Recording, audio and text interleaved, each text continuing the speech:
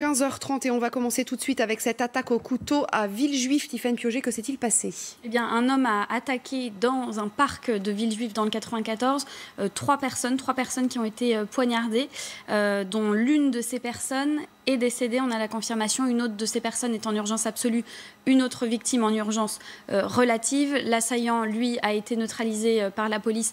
Il est désormais décédé lui aussi.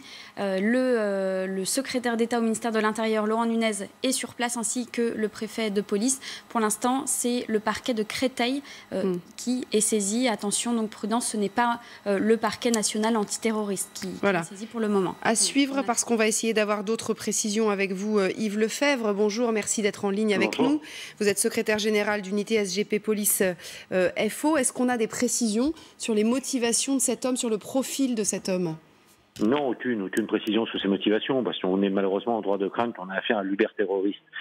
Simplement, cet individu était vêtu d'un djellaba, signe quand même ostentatoire, je dirais, d'un rattachement religieux, et aurait prononcé la phrase ô combien célèbre et ô combien dramatique, du Allahu Akbar, qui laisse penser que effectivement cet individu, même si pour le moment, et vous le faites remarquer judicieusement, c'est le parquet de Créteil qui est saisi, mais ça c'est la logique même des choses.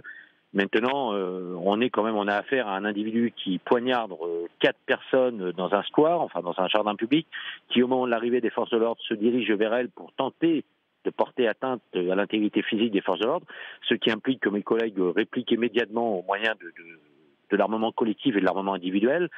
Donc là, maintenant, je crois qu'il faut faire preuve, certes, de retenue, mais on a tous les faisceaux qui nous permettent de quasiment affirmer qu'on a affaire à un acte terroriste, certainement isolé, mais un acte terroriste. Bon, alors pour le moment, effectivement, pas de saisine du parquet antiterroriste. On suit cette affaire, bien entendu. Merci beaucoup, Yves Lefebvre, d'avoir été en ligne avec nous. Et on suit cette affaire tout au long de cet après-midi, bien entendu. Donc je vous rappelle ce que disait Tiffaine à l'instant. L'une des personnes qui avait été blessée est morte des suites de ces blessures. L'assaillant également est mort.